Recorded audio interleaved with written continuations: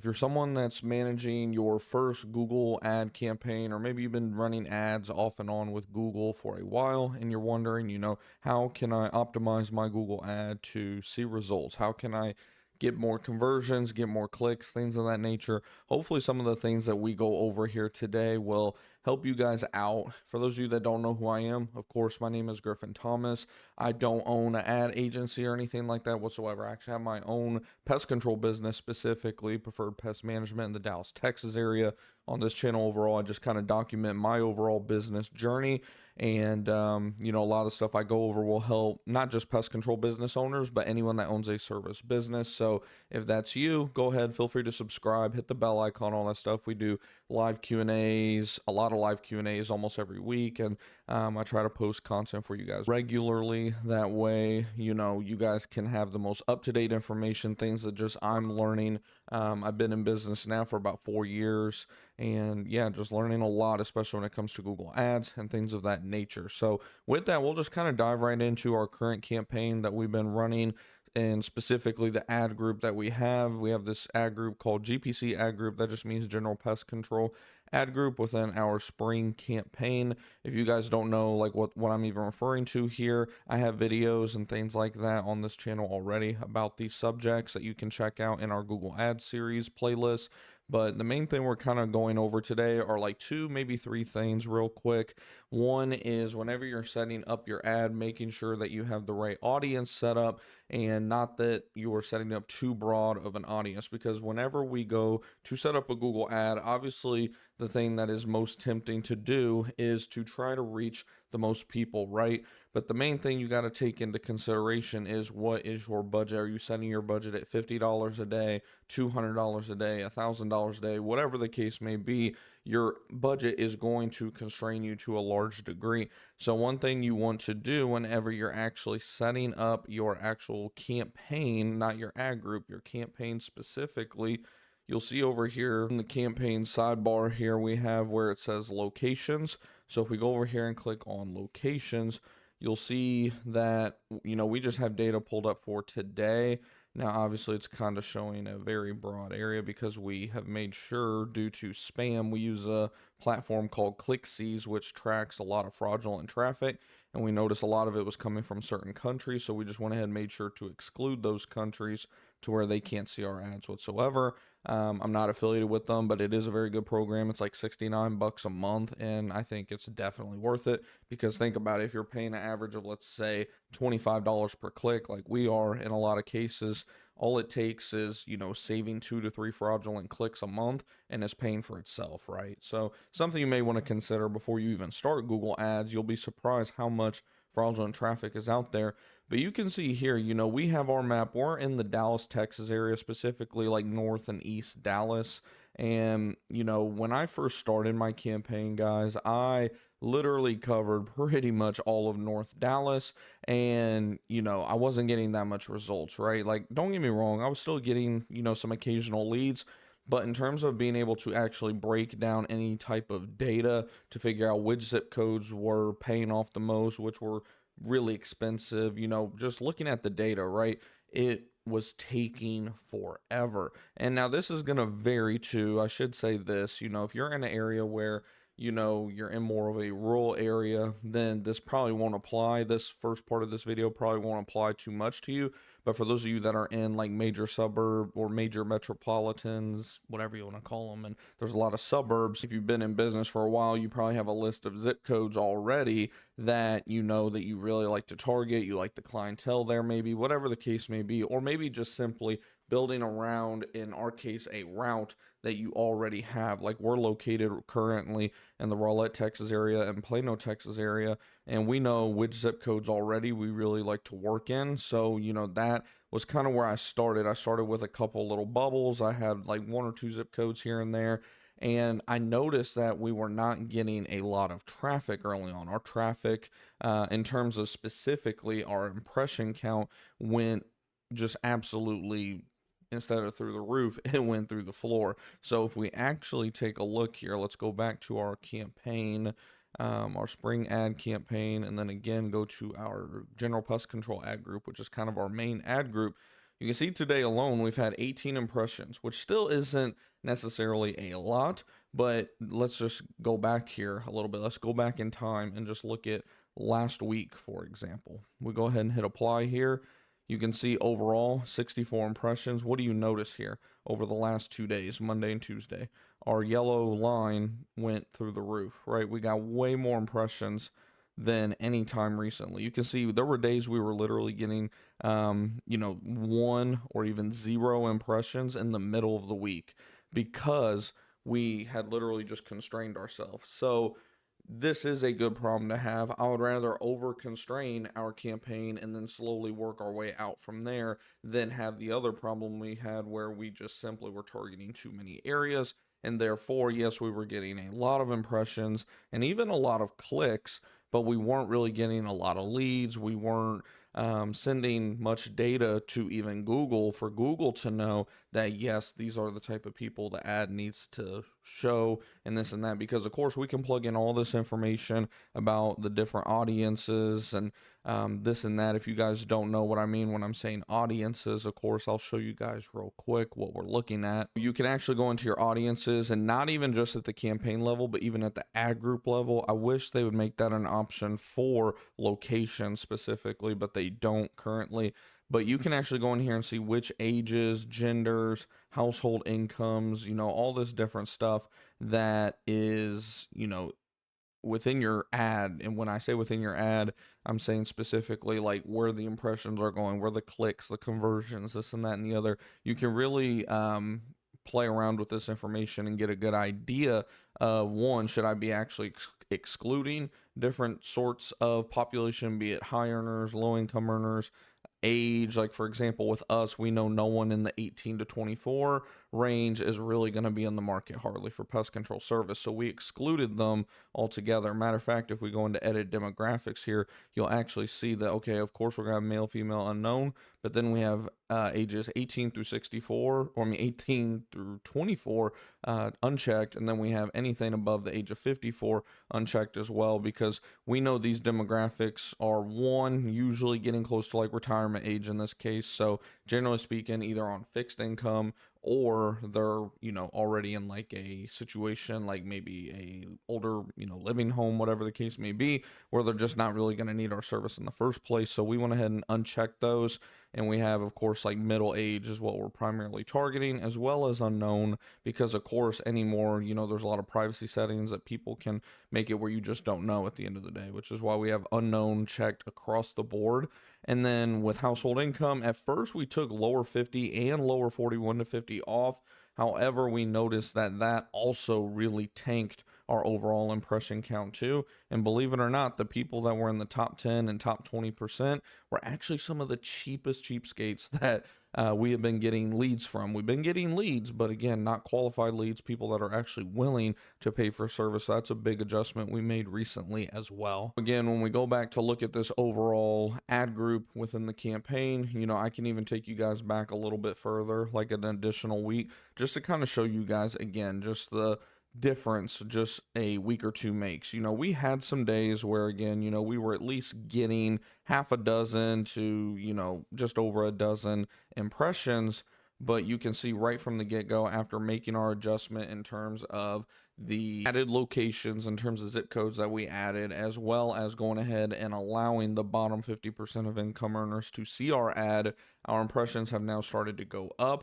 And we actually got a click today, which that click did not lead to a conversion, if I recall, but that's okay. The rule of thumb is for every, 8 to 10 clicks, you can probably expect at least 1 to 2 conversions. So we've only gotten 4 clicks, but we did, I believe, have 1 conversion recently. We can actually take a look here at that real quick. We did have 1 conversion, and we're up to $72 in ad spend total. And that's the other thing. That was the other red flag that let me know that we need to adjust some things in this campaign, because we have it set up for an ad spend of $200 per day. Well, this is, 2 to almost 2.5 weeks of data, and we've only spent $72. So, of course, I'm sure there's going to be some more tweaking. I'll keep you guys updated on, any tweaks that we do. But, so far, like I said, we've already noticed a big difference in impression count. If I need to make any other changes, I'll let you know. One other thing to consider too when it comes to lack of impressions is, sure, you may have your ad budget set up properly in terms of, you may have a good, healthy amount per day set up, but maybe, just maybe, you're not bidding enough on your actual words, your keywords. And the easiest way to check this out is to go into this. You can either go into search terms. The easiest way is going to be actually going into search keywords. This is going to show you your actual keywords that you're bidding on currently. And you can see here we have max CPCs set already. And then Google will actually tell you in some cases that, hey, what the average first page bid is actually at $21. We're close enough where I'm not going to really worry about that right now. But because you can even see in some cases it's not a big deal. For example, we have our max CPC currently set at $30, where the average CPC we're paying is only 26.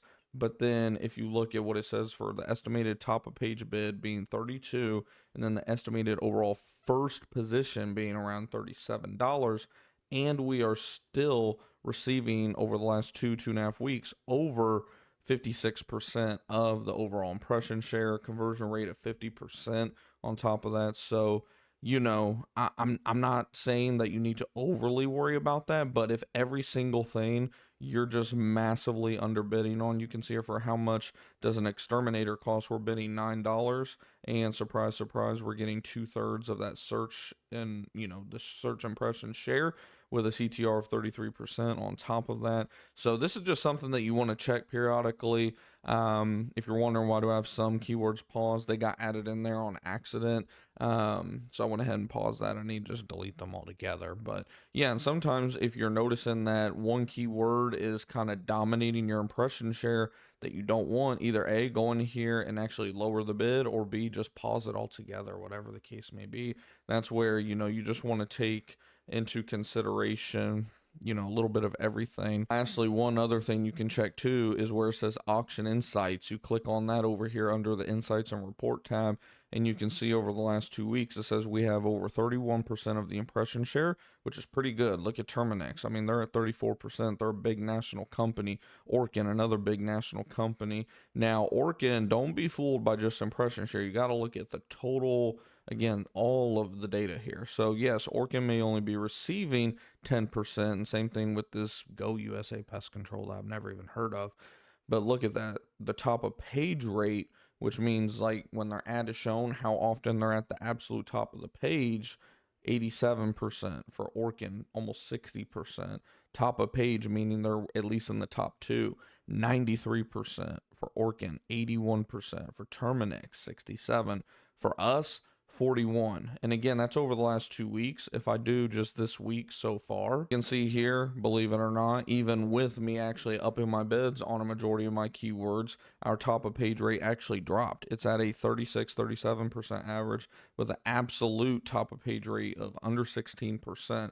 Now, there's a lot that goes on with this. Like in my area, for example, very, very, very competitive. Like the keyword prices go up and down literally like by the day. So if I'm not checking this almost every single day, it's very quick and easy for me to either drop or even shoot up in some cases day to day. Look at yesterday, for example, just yesterday alone, we had 54% impression share, top of page rate 40%, absolute top of page still around 15. So I mean, I probably should go ahead and up my bids. I'm probably going to have to do that on some of my keywords. That'll probably be the next thing that I do. But anytime I make changes, that's one thing I want to stress to you guys too, running Google ads for regardless if, like I said, if it's for your pest control business, because I know a lot of you guys that follow me do have pest control businesses specifically, or you're looking at starting a pest control business. But even if you have any type of service business, you're going to have similar issues as like what we're having, where you're going to have to keep an eye on those keywords. A lot of these Google Ads experts online will tell you, check it once a week or check it every 2 weeks. No, you need to be checking this stuff, especially during your busy season.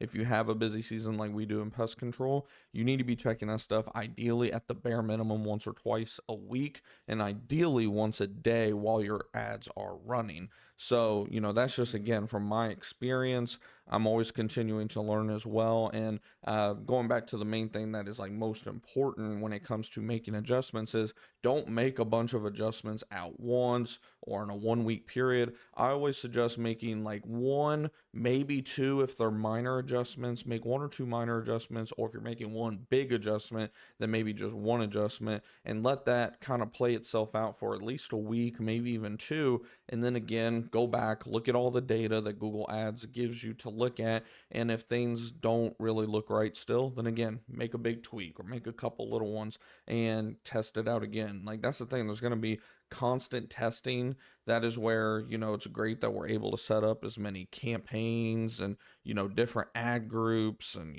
this and that and the other, because if not, it'd be similar to like Facebook ads or Twitter ads, things like that, where, you're just kind of throwing a dart in the dark at the end of the day. That's why I like Google Ads so much is, if you have the time to actually sit down, edit stuff, tweak your landing page, this and that and the other, then you can really make a lot of money on your Google Ads. Speaking of landing page, one last thing to consider too whenever you're looking at your cost and where you're at in terms of the impression share per keyword and this and that, is to look at this thing called landing page experience that Google gives you a rating for. If this is not at least at like average or above average, like you see down here in some cases, then you need to do whatever you need to do to get that rating up, because whenever you have at least an average or better, generally speaking, from my experience, you're actually going to have better overall, like lower cost per clicks. Like whenever we looked at the last 14 days, when we were looking at this search, what was it, pest control near me? Yeah, like I said, we have it set at $30, and we've had it, the lowest we had it set was like 29. We just upped it like $1, I think, to start the week, because we wanted to be at least, again, competitive, may even raise it a couple dollars more. But look at here, even though we have it set at $29, $30, our average cost per click, now given we've only paid for 2 clicks so far, but our average cost per click is only $26 and change, which is couple dollars below what we have it set at. So the higher the rating and the data that you're sending Google through, like your call tracking, form tracking, conversion tracking, quote unquote, then Google's usually going to reward you with that, because when you're giving the user, Google user, a good experience, Google likes that. It's just like, think of it similar to SEO, right? Whenever you're doing SEO on your website and things like that, if you have a page that's just full of just keyword after keyword, just, it's so obvious that you're trying to make it for SEO. And if you guys don't know what SEO is, a search engine optimization. If you're creating a page just to try to optimize it for Google, Google can sense that BS and you're going to lose ranking. Whereas you can have some of my best pages on my website are like my contact page, where literally there's virtually like one sentence, contact form, and that's it. We get a lot of leads every month from that form, from that page, and it even pisses me off sometimes. I know we're going on a little side note here, but you need to think of it the same way, because the better the experience for the user, the better Google's going to reward you in terms of, one, giving you higher impression share, and also giving you that impression share at a cheaper cost than what even you expect to pay, especially when, like we said, look at what the estimated top of page bid is, the estimated, first position, we're paying like $10 less. So, and good CTR on top of that. Can always be better, but 6.5%, I'm not going to complain about. Conversion rate 50% so far. Obviously, we have very minimal data. This is just over the last 14 days, though, too. So, yeah, no, hopefully, like I said, I wanted to give you guys just a couple things, trying to give you all like Google Ads, analytic overload or anything like that. Just wanted to give you guys a couple of tips on how to optimize your Google ad for your service business. Hopefully you guys did learn some valuable information from this video. If you did, do me a favor, smash the thumbs up button and share the video with somebody. If you know somebody that's struggling with their Google ad campaign or anything like that, and you think they'd benefit from this video, do me a favor and share it. I don't advertise my channel or anything like that. All the traffic's organic, so the only way we grow and get seen is from either you guys searching for it and finding it, or sharing it with someone. So like we said, just to recap this video, we went over a few different things that will help you optimize your ad and hopefully get you some more business for your service business. I appreciate you guys tuning in as always. If you're not already subscribed, subscribe down below and check out our Google ad series. I'll try to remember to post it somewhere in this clip here at the end, and hopefully there's some more good content for you guys that will help you with Google ads this year.